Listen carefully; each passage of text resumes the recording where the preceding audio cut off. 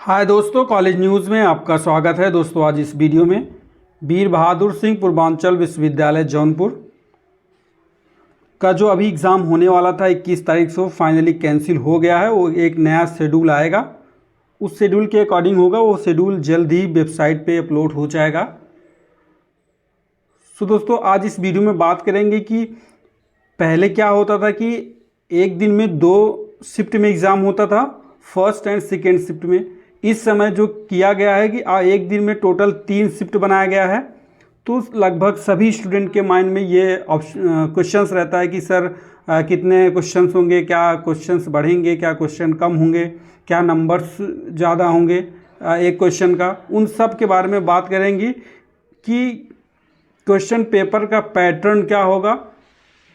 और ये official notice है वीर बहादुर सिंह पूर्वांचल विश्वविद्यालय के द्वारा बताया गया है कि कैसे क्वेश्चन पूछा जाएगा, किस सेक्शन में कितने क्वेश्चंस करना है, कौन सा क्वेश्चन कितने नंबर का होगा और उसमें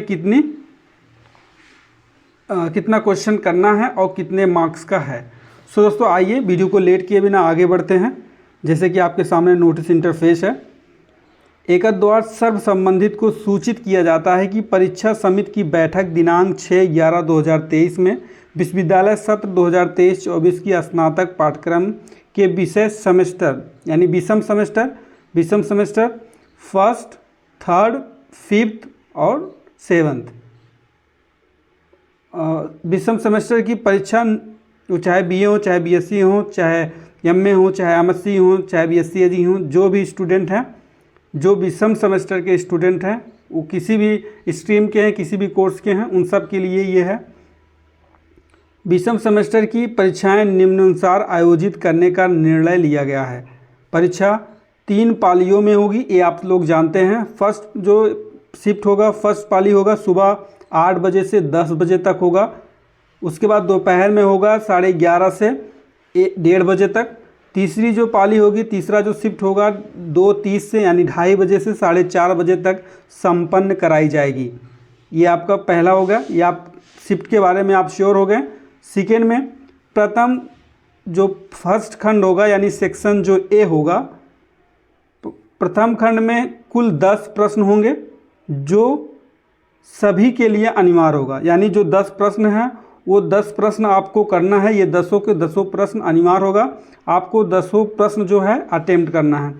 प्रत्येक प्रश्न 3 नंबर का होगा, यानी 10 क्वेश्चन होगा, 10 करना है आपका। एक क्वेश्चन 3 नंबर का होगा तो टोटल आपका 30 नंबर हो जाएगा का होगा। तथा अधिकतम शब्द सीमा जो 50 है, यानी एक क्वेश्चन जो है कम से कम आप 50 शब्द में ज़रूर लिखेंगे। 50 शब्द में आपका होना चाहिए, ठीक है। 50 शब्द का एक क्वेश्चन होना चाहिए। इस प्रकार कुल 30 अंक होगा। तो अगर 10 क्वेश्चन है, एक क्वेश्चन 3 नंबर का 30 नंबर का हो गया। एवं अधिकतम 500 शब्द होगा।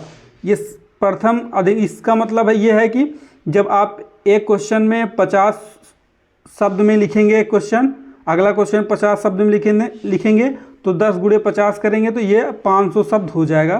तो ये प्रथम खंड की बात कर रहे हैं कि अधिकतम 500 शब्द होंगे। आई होप समझ गए हैं कि जो प्रथम या सेक्शन A होगा उसमें 10 क्वेश्चन होंगे। एक क्वेश्चन 3 नंबर का होगा।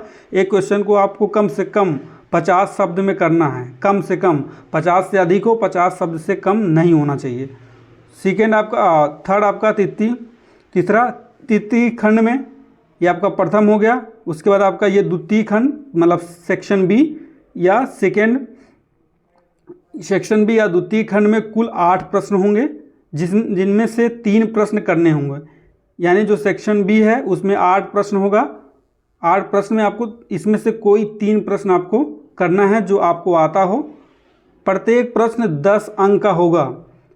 जो आप प्रत्येक प्रश्न 10 नंबर का होगा, उसमें से आप 8 में से आपको 3 करना है तो 3 × 10 ये भी 30 नंबर का हो जाएगा। 30 नंबर का होगा। प्रत्येक प्रश्न 10 अंक का होगा। अधिकतम शब्द सीमा 200, यानी 200 शब्द में आपका जो सेक्शन B है 2 शब्द में होना चाहिए, 200 शब्द में होना चाहिए। इस प्रकार कुल 30 अंक एवं अधिकतम जो होगा 600 शब्द होगा। यानी 3 क्वेश्चन करना है तो 200 से मल्टीप्लाई करेंगे तो ये 600 शब्द हो जाएगा, ठीक।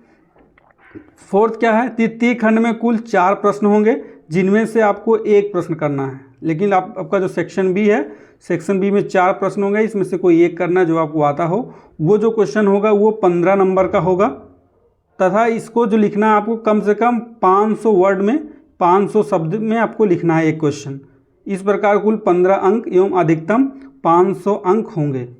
आई होप समझ गए होंगे। आपका जो सेक्शन ए है, सेक्शन ए यानी प्रथम खंड, उसमें टोटल आपका 1 से 1 2 3 4 5 6 7 8 9 10 ऐसे 10 क्वेश्चन होंगे। इसमें 10 के 10 आपको करना है और एक क्वेश्चन जो होगा 3 नंबर का होगा। इस हिसाब से आपका टोटल 30 नंबर हो जाएगा। एक क्वेश्चन को आपको 50 वर्ड यानी 50 शब्द में, कम से कम 50 शब्द में लिखना है। उसके बाद आपका सेक्शन बी, सेक्शन बी की बात करें तो सेक्शन बी में आपका टोटल कुल जो प्रश्न होंगे वो 8 प्रश्न होंगे। बी में 8 प्रश्न होंगे। उस 8 प्रश्न में से आपको कोई 3 प्रश्न करना है।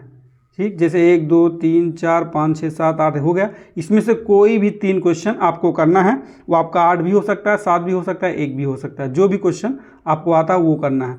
उसके बाद आपका सेक्शन सी है यानी तृतीय खंड।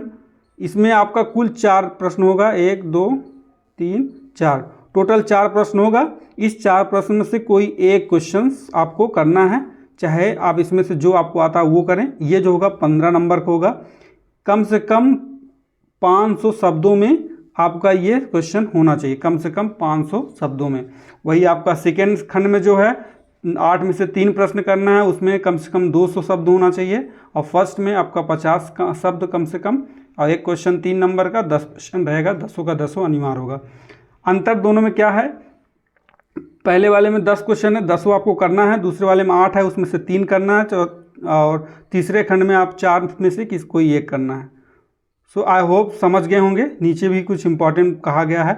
विषम सेमेस्टर दिनांक 21/11/2023 से निर्धारित परीक्षा अपरिहार्य कारणों से स्थगित की गई। यानी कई 69,000 लगभग स्टूडेंट ऐसे थे जो फॉर्म अभी नहीं भर पाए थे, उनका फॉर्म सबमिट नहीं हुआ था, इसलिए आपका एग्ज़ाम कैंसिल किया गया है। संशोधित परीक्षा कार्यक्रम शीघ्र ही विश्वविद्यालय की वेबसाइट पर अपलोड कर दिया जाएगा। कृपया तदनुसार अवगत होते हुए अवश्य कार्रवाई करने एवं समस्त छात्र छात्राओं को अपने स्तर में सूचित करने का कष्ट करें। सो दोस्तों समझ गए होंगे। जैसे ही टाइम टेबल आएगा आपको ज़रूर इन्फॉर्म करेंगे। और दूसरी बात, आपका जो एग्ज़ाम है, बोर्ड एग्ज़ाम जो ये है यूनिवर्सिटी कराएगी, ये आपके मिड टर्म पहले, और कुछ लोग देख रहे थे कमेंट कर रहे थे सर मिड टर्म के बाद होगा क्या नहीं। ये जो डेट दे देगा, मान लो संभवतः 29 या 28 नवंबर से आपका स्टार्ट होना है, तो इससे पहले मिड टर्म आप लोग का हो जाएगा। और मिड टर्म के केस में क्या होता है कि डिपार्टमेंट पे होता है, तो कभी कभी ऐसा होता है कि बोर्ड एग्ज़ाम के बाद भी मिड टर्म करा लिया जाता है, या बोर्ड एग्ज़ाम के बीच में मिड टर्म करा लिया जाता है। तो आप ये मत कहिए कि मिड टर्म एग्ज़ाम होने के बाद ही बोर्ड एग्ज़ाम होगा। यूनिवर्सिटी अगर बोर्ड एग्ज़ाम का डेट दे दिया तो वो एग्ज़ाम उसी दिन होगा। मिड टर्म फ्लेक्सिबल हो सकता है, वो एग्ज़ाम का ड्यूरेशन हो सकता है, एग्ज़ाम के पहले भी हो सकता है, एग्ज़ाम के बाद में भी हो सकता है। सो जैसे कुछ नोटिस रहेगा आपको ज़रूर इन्फॉर्म करेंगे। हो सकता है कि आपको जो टाइम टेबल है 2 से 3 दिन के अंदर अंदर में आपको देखने को मिल जाए। सो दोस्तों इतना ही। जय हिंद, जय भारत।